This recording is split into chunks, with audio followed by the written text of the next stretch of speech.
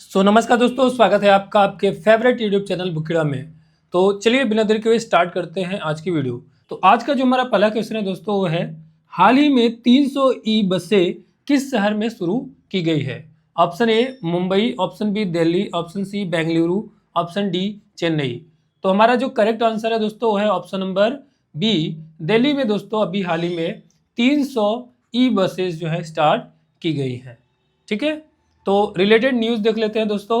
तो जैसा कि आपको मालूम है कि दिल्ली की जो मुख्यमंत्री हैं प्रेजेंट टाइम में वो हैं रेखा गुप्ता। तो दोस्तों रेखा गुप्ता ने जो है 300 इलेक्ट्रिक बसेस जो है शुरू की है दिल्ली में। उन्होंने ईवी सब्सिडी पोर्टल को भी शुरू किया है जो 2023 से जो है बंद था। सरकार अब लगभग 24 करोड़ की लंबी सब्सिडी 12,877 लाभार्थियों को डीबीटी के माध्यम से देगी, यानी कि डायरेक्ट बैंक में ट्रांसफर करेगी। उन्होंने यह भी कहा कि भविष्य में पूरी डीटीसी बसों को इलेक्ट्रिक बसों में बदल दिया जाएगा। तो जितनी भी डीटीसी बसें हैं सबको जो है इलेक्ट्रिक बस में बदलने की बात यहाँ पे की जा रही है। शहर में ईवी चार्जिंग सुविधाओं का विस्तार किया जा रहा है और वर्तमान में दिल्ली में लगभग 6100 इलेक्ट्रिक बसेज हैं, जो कि भारत में सबसे बड़ा ईवी बस बेड़ा है। ठीक है, तो अगर देखो एग्जाम में अब क्या आ सकता है कि पूरे भारत में कौन सा ऐसा राज्य है जहां पे सबसे ज़्यादा जो है ईवी बसेज हैं, तो वहां पे आपका जो करेक्ट आंसर होगा वो होगा आपको दोस्तों दिल्ली। ठीक है, नेक्स्ट क्वेश्चन है दोस्तों, किस राज्य ने भर्ती परीक्षाओं में नकल रोकने के लिए बिल पास किया है? ठीक है, option A Madhya Pradesh, option B Rajasthan, option C Chhattisgarh, option D Orissa. तो दोस्तों करेक्ट आंसर है दोस्तों ऑप्शन नंबर सी छत्तीसगढ़। तो छत्तीसगढ़ जो राज्य है इसने जो है भर्ती जो भी परीक्षाएं होती है, जो भी गवर्नमेंट एग्जाम्स वगैरह होते हैं, उनमें नकल रोकने के लिए एक बिल पास किया है। ठीक है, रिलेटेड न्यूज़ देख लेते हैं दोस्तों।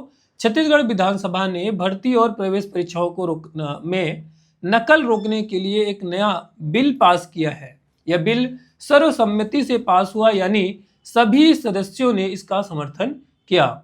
इस कानून का नाम छत्तीसगढ़ लोक भर्ती एवं व्यावसायिक परीक्षाओं में अनुचित साधनों की रोकथाम विधेयक 2026 है। यह कानून हाल के वर्षों में छत्तीसगढ़ पब्लिक सर्विस कमीशन के द्वारा कराई गई कुछ भर्तियों में गड़बड़ी के आरोपों के बाद में लाया गया है।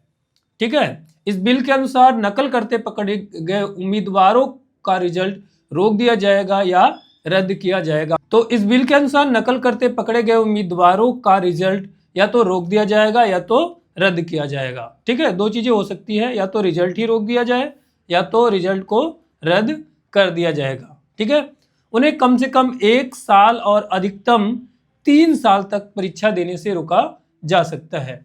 इस कानून में कड़ी सजा का प्रावधान है, जिसमें 10 साल तक जेल और 1 करोड़ तक का जो है जुर्माना शामिल है। उम्मीदवारों के अलावा जो लोग इसमें शामिल होंगे उन्हें 3 से 10 साल तक की जेल और 10 लाख का जुर्माना हो सकता है।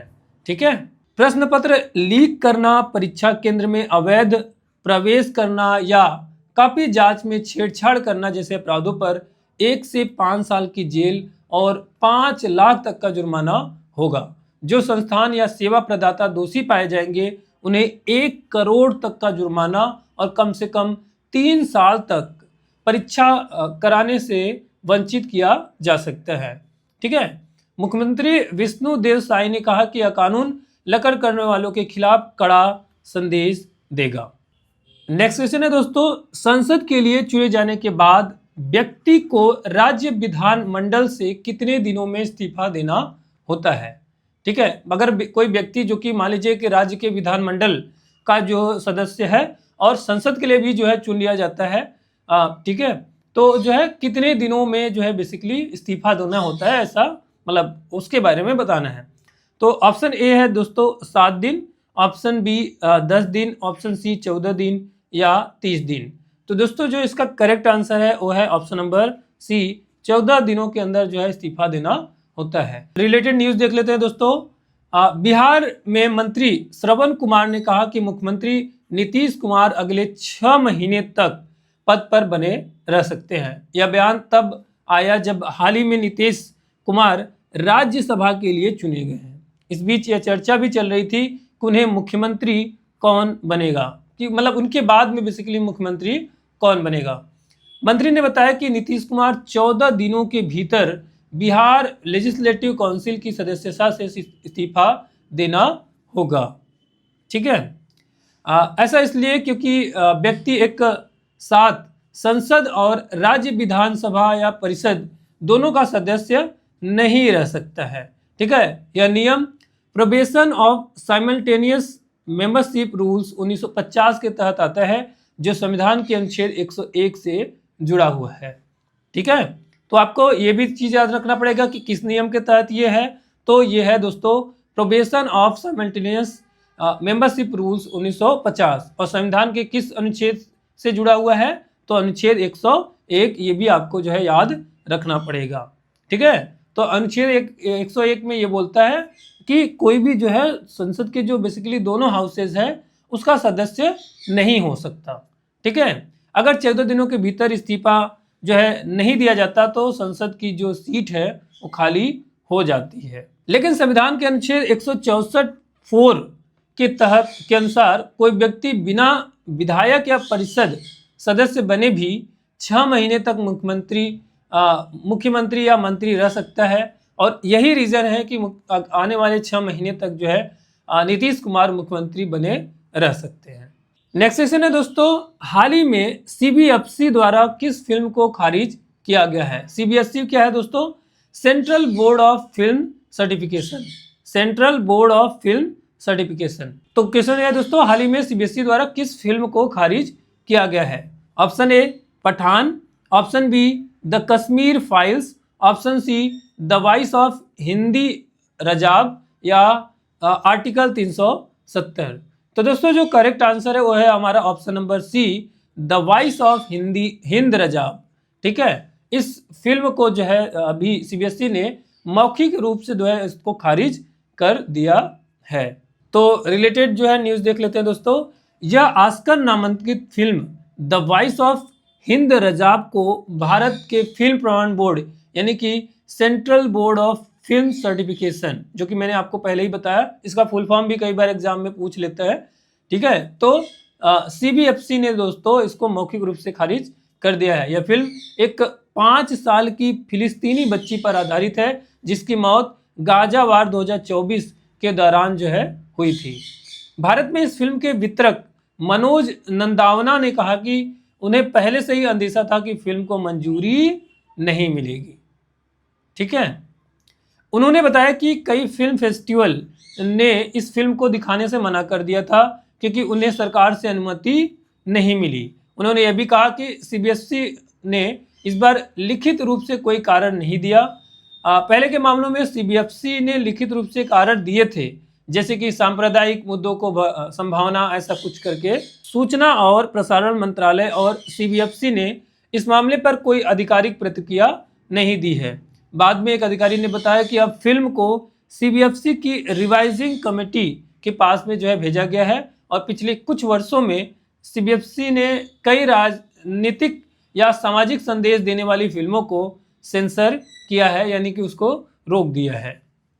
ठीक है, इस बीच कांग्रेस नेता शशि थरूर ने इस फैसले की आलोचना करते हुए इसे शर्मनाक बताया है। उन्होंने कहा कि फिल्म दिखाना अभिव्यक्ति की स्वतंत्रता का हिस्सा है और इसे विदेशी संबंधों के आधार पर नहीं रोका जाना चाहिए। वितरक ने इस फिल्म के अधिकार पहले ही लगभग 1 करोड़ रुपए में खरीद लिए थे। इस फिल्म को बेंगलुरु इंटरनेशनल फिल्म फेस्टिवल और Goa international film festival of India में नहीं दिखाया गया, हालांकि इसे कोलकाता इंटरनेशनल फिल्म फेस्टिवल में दिखाया गया था। नेक्स्ट क्वेश्चन है दोस्तों, नाटो का पूर्ण रूप क्या है, यानी कि जो फुल फॉर्म है नाटो का वो क्या होता है।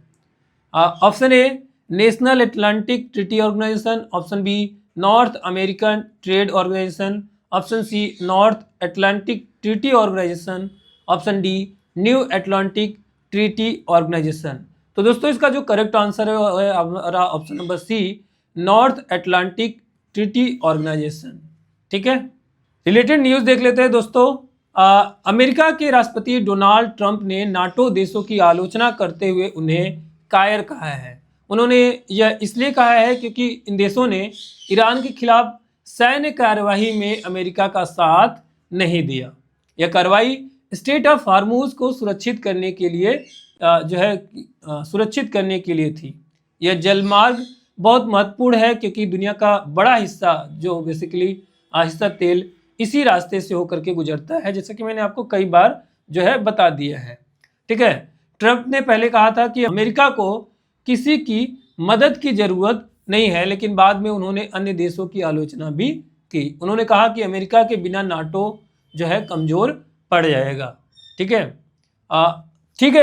एक चीज, इस बात से एक चीज और भी जाहिर होती है कि आने वाले समय में हो सकता है कि अमेरिका नाटो से बाहर निकल जाए। इसमें कुछ कह नहीं सकते, जो कि आपको मालूम है जिस तरीके से डोनाल्ड ट्रंप सन की तरह का व्यक्ति है, तो ऐसी पॉसिबिलिटी भी बनती है। ठीक है, ट्रंप ने दावा किया कि ईरान के खिलाफ लड़ाई सैन्य रूप से लगभग जीत ली गई है। उन्होंने अन्य देशों पर आरोप लगाया कि तेल की कीमतों की शिकायत करते हैं लेकिन मदद नहीं करते हैं। ठीक है, उन्होंने इसे एक आसान सैर कार्य बताया जिसमें बहुत कम जोखिम है, ऐसा ट्रंप ने बताया। और वहीं अगर नाटो देशों के मेंबर की बात करें दोस्तों, कौन कौन से देश है जो कि नाटो के मेंबर हैं, तो दोस्तों बेसिकली जो बड़ी इकोनॉमीज हैं, ताकतवर देश हैं, like Britain, France, Germany, Italy, Japan, Netherlands, ये सारे नाटो के मेंबर देश हैं। ठीक है, तो दोस्तों ये इन देशों ने कहा कि वे जलमार्ग को सुरक्षित बनाने में योगदान देने को तैयार है। ठीक है, लेकिन कुछ देशों ने स्पष्ट किया कि केवल युद्ध विराम के बाद ही सहयोग करेंगे, तुरंत सैन्य मदद नहीं करेंगे। ठीक है, इन देशों ने खाड़ी क्षेत्र में ईरान द्वारा व्यापारिक जहाज पर हमलों की निंदा की।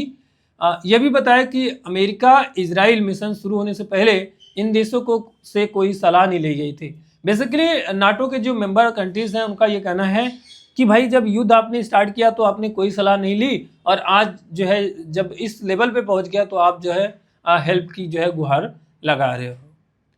ठीक है, तो दोस्तों ये थी आज की इंपॉर्टेंट करंट अफेयर की वीडियो। आपको हमारी वीडियो कैसी लगी प्लीज़ कमेंट करके जरूर बताएं, और अगर आपको हमारी वीडियोस अच्छी लगती है तो हमारे वीडियोस को लाइक करें, शेयर करें, सब्सक्राइब करें, हाइप करें, जिससे कि ज़्यादातर लोगों तक ये वीडियो पहुंच पाए और मुझे भी बेसिकली इस वीडियो को बनाने के लिए मोटिवेशन आए।